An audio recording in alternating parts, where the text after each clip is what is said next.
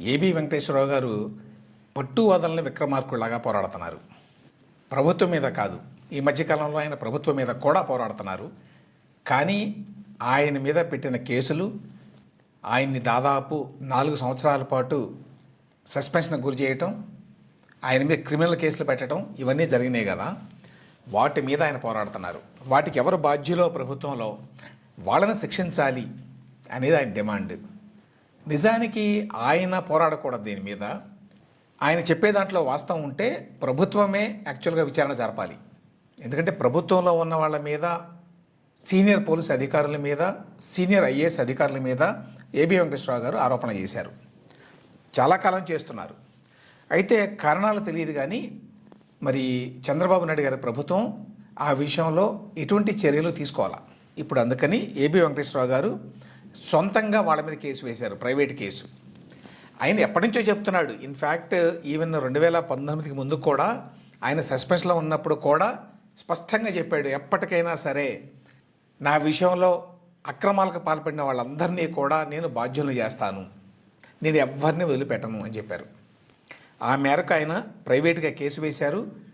ఆ కేసుని కోర్టు స్వీకరించింది. చాలామంది సీనియర్ పోలీస్ అధికారులకి, అలాగే సీనియర్ ఐఏఎస్ అధికారులకి సమన్లు కూడా ఇచ్చింది. వెంకటేశ్వరరావు గారు ఫేస్బుక్లో పోస్ట్ చేశారు. అది చదివితే అర్థమవుతుంది విషయం ఏంటో. 2021లో నా పైన శాఖాపరమైన విచారణ జరిగింది. విచారణ సమయంలో ప్రభుత్వం ప్రవేశపెట్టిన డాక్యుమెంట్లు చూస్తే అందులో ఫోర్జరీలు, సృష్టించి పెట్టిన పత్రాలు, పూర్తిగా అబద్ధపు సమాచారం బయటపడ్డాయి.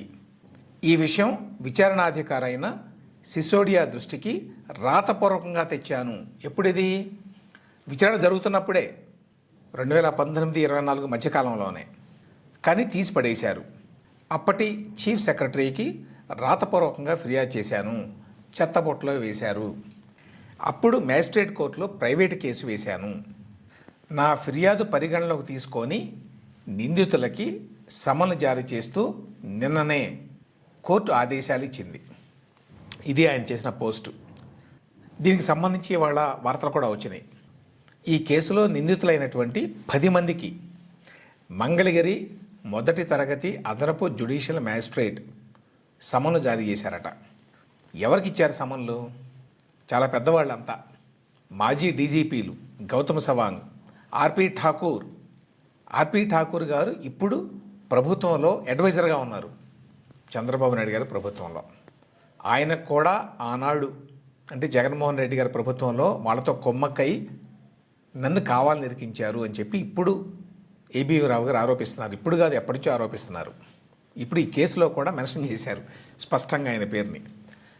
సో గౌతమ్ సవాంగ్, ఆర్పి ఠాకూర్తో పాటు సిఐడి విభాగాధిపతి రవిశంకర్ అయ్యన్నారు, ప్రస్తుతం సిఐడి హెడ్ ఆయనే, చీఫ్.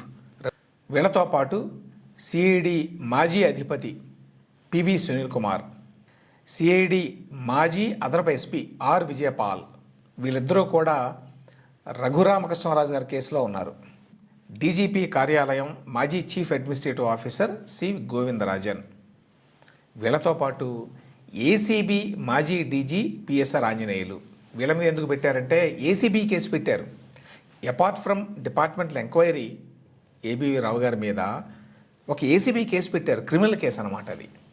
సో దానికి బాధ్యులైనటువంటి ఏసీబీ మాజీ డీజీ పిఎస్ఆర్ ఆంజనేయులు, ఏసీబీలో గతంలో అదనపు ఎస్పీగా పనిచేసిన ఏ సాయికృష్ణ, ఐజీ కొల్లి రఘురామరెడ్డి, వీళ్ళలో చాలామంది సస్పెన్షన్లో ఉన్నారులేండి ఇప్పటికీ. కొల్లి రఘురామరెడ్డి గారు అంటే చంద్రబాబు నాయుడు గారిని అరెస్ట్ చేసినటువంటి అధికారి. అలాగే పిఎస్ఆర్ ఆంజనేయులు గారు కూడా సస్పెన్షన్లోనే కొనసాగుతున్నారు. వీళ్ళు కాకుండా జగన్మోహన్ రెడ్డి గారికి అప్పట్లో సిపిఆర్ఓగా పనిచేసినటువంటి పూడి శ్రీహరి, ఇతను మాజీ సాక్షి జర్నలిస్టు. ఈయన మీద ఎందుకు పెట్టారంటే ఏబీ రావు గారిని సస్పెండ్ చేసినప్పుడు ఆయన మీద రకరకాల కథనాలతోటి ఒకటి రాసి అన్ని మీడియా సంస్థలకు పంపించారన్నమాట. అంటే నెగిటివ్ లైట్లో చూపించడానికి రకరకాలుగా రాశారు. కానీ ఎవరు రాశారు అనేది ఉండకూడదు కదా, మళ్ళీ ఏబీ రావు గారు లాంటి వాళ్ళు కేసులు వేస్తారని చెప్పి ఎవరో తెలియదు పంపించినట్టుగా అందరు వాట్సాప్లకు వచ్చింది ఆ సమాచారం. పంపించింది ఎవరు అంటే సిపిఆర్ఓ పూడి శ్రీహరి అని చెప్పి ఇప్పుడు ఏబీ రావు గారు ఆయన కూడా ఇందులో నిందితుడిగా చేర్చారు. ఇందులో విశేషం ఏంటంటే పిఎస్ఆర్ ఆంజనేయులు గారేమో ఏబీవీ రావు గారి కొలీగ్, అలాగే పివి సునీల్ కుమార్ గారు చాలా కాలం పాటు ఏబీవీ రావు గారి దగ్గర పనిచేశారు. ఆ రకంగా వాళ్ళిద్దరికి మధ్య సంబంధ బాంధవ్యాలు ఉన్నాయి. కానీ మధ్యలో రాజకీయాలు రావటం వల్ల ఇదిగో ఈ గొడవలన్నీ జరుగుతున్నాయి. యాక్చువల్గా రావు గారి మీద పెట్టిన కేసు ఏమిటి? ఇజ్రాయెల్ నుంచి కొన్ని భద్రతా పరికరాలు కొనుగోలు చేయాలి అని చెప్పి యాజ్ ఇంటెలిజెన్స్ చీఫ్ ఈయన ఒక ప్రపోజల్ పెట్టారు. ఆ తర్వాత ఆరోపణ ఏంటంటే ఇజ్రాయెల్లో ఏ కంపెనీ దగ్గర నుంచి కొనుగోలు చేయాలనుకున్నారో ఆ కంపెనీకి రావు గారు అబ్బాయికి ఏదో కాంట్రాక్ట్ ఉంది ఏజెంట్గా, కాబట్టి దీని ద్వారా లబ్ధి పొందుదామని ఆయన ఇట్లా చేశాడు, ఈ ప్రపోజల్ పెట్టాడు అనేది. అయితే రావు గారి వాదన ఏంటంటే మొదటి నుంచి ఫస్ట్ పాయింట్ అది అబద్ధం.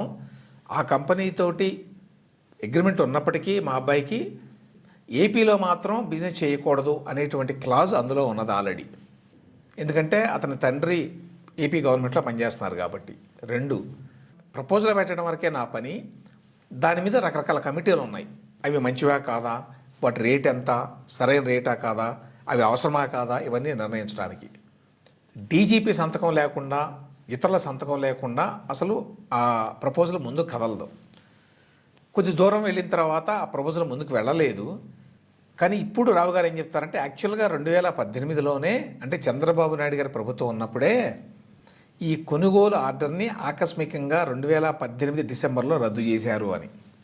అయితే రద్దు చేసినట్టుగా అక్కడ రాయలేదట, అంటే ఆ కంపెనీకి రాశారు రద్దు చేస్తున్నట్టు, కానీ గవర్నమెంట్ డాక్యుమెంట్స్లో లేదది. ఎందుకంటే ఇట్లా ఓపెన్గా ఉంచారు, రేపు ఎప్పుడైనా కేసు పెట్టడానికి వీలుగా. కాబట్టి ముందు నుంచి ఒక పథకం ప్రకారం చేశారు ఇదంతా నన్ను ఇరికించడానికి అనేది రావు గారి ఆరోపణ. ఆ తర్వాత 2019లో వైసీపీ అధికారంలోకి వచ్చింది. సో వైసీపీలో ఉన్న పెద్దల్ని సంతోషపెట్టడానికి ఏబీవీ రావు గారిని ఒక బూచిగా చూపించి, అంటే టీడీపీకి చంద్రబాబు గారికి చాలా సన్నిహితుడు అనేటువంటి ఒక ఇమేజ్ని కల్పించి అతన్ని మేము ఫ్రేమ్ చేస్తాము అని చెప్పి జగన్మోహన్ రెడ్డి గారికి చెప్పి ఆయన దృష్టిలో పడాలి, తద్వారా మంచి పోస్టింగ్లు పొందాలి అనే ఉద్దేశంతో ఇవన్నీ చేశారనేది ఏబీవీ రావు గారి ఆరోపణ. సో ప్రభుత్వంలో అనుకూలమైన పోస్టింగ్లు పొందడం కోసం అని చెప్పి ఆర్పి ఠాకూర్ గారు, రవిశంకర్ అయ్యనార్ గారు వీళ్ళంతా కూడా ఈ అంశాన్ని వాడుకున్నారు. దానికి తగ్గట్టుగా మిగతా వాళ్ళంతా హెల్ప్ చేశారు. సో వీళ్ళందరి మీద ఇప్పుడు ప్రైవేట్ కేసు వేశారు. ఇందులో ఇంకొక విశేషం ఉంది, అదేంటంటే ఈ కేసుని ఏబీవీ రావు గారు స్వయంగానే వాదించుకుంటున్నారు. కారణం ఏంటంటే ఆయనే స్వయంగా చెప్పారు. ఇది ప్రభుత్వంలో ఉన్నటువంటి పెద్దలు, ప్రభుత్వ న్యాయవాదులు అని కూడా అన్నారు, వాళ్ళు వేరే న్యాయవాదుల్ని ఈ కేసు ఆర్గ్యూ చేయకుండా ఒత్తిడి తీసుకొచ్చారట. దానివల్ల ఏబీవీ రావు గారు స్వయంగా తానే వాదించుకోవాల్సి వచ్చింది అని ఆయన చెప్తున్నారు. అంటే ఆ స్థాయిలో మరి ప్రభుత్వంలో కూడా వ్యతిరేకత ఉందన్నమాట. గమ్మత్ ఏమిటంటే ఈ ఏబీవీ రావు గారిని ఆనాడు సస్పెండ్ చేసింది, ఆయన్ని వేధించింది ఎందుకు వైఎస్ఆర్సీపీ కానీ జగన్మోహన్ రెడ్డి కానీ లేక ఆనాడు ప్రభుత్వంలో ఉన్నవాడు కానీ, ఇదిగో ఏబీవీ రావు గారు తెలుగుదేశం పార్టీకి చాలా క్లోజు, సింపథైజరు, చంద్రబాబు నాయుడు గారికి చాలా సన్నిహితుడు అనేటువంటి ఉద్దేశంతో. కానీ గమ్మత్ ఏమిటంటే ఇప్పుడు 2024 తర్వాత ఆయన ఇండిపెండెంట్గా బిహేవ్ చేయడం మొదలుపెట్టిన తర్వాత మరి ప్రభుత్వంలో కూడా ఆయన పట్ల కొంత వ్యతిరేకత ఏర్పడినట్టుగా మనకు అర్థమవుతోంది. ఈ మధ్యకాలంలో ఆయన చాలా అంశాల్లో కూటమి ప్రభుత్వాన్ని విమర్శిస్తున్నాడు, ఓపెన్గానే, కటువుగానే. ఈ నేపథ్యంలో ఇప్పుడు ఏం జరుగుతోంది, తన మీద ఎవరైతే కేసులు పెట్టారో అక్రమంగా అన్నాడు వాళ్ళని ఇప్పుడున్నటువంటి కూటమి ప్రభుత్వం దగ్గరికి తీసుకుంటోంది. ఎటువంటి విచారణ చేయలేదు, బాధ్యుల్ని శిక్షించడానికి సిద్ధపడలేదు. కాబట్టి నేనే పర్సనల్గా చేస్తాను ఈ పని అనేది ఒకటి. రెండవది, ఈయనకి లాయర్లు కూడా లేకుండా ప్రభుత్వం వైపు నుంచి కొన్ని ప్రయత్నాలు జరిగినాయి, ఒత్తిడి తీసుకొచ్చారు అనేటువంటి ఆరోపణ కూడా ఈయన చేస్తున్నాడు అంటే విషయం చాలా దూరం వెళ్ళిందని అర్థం.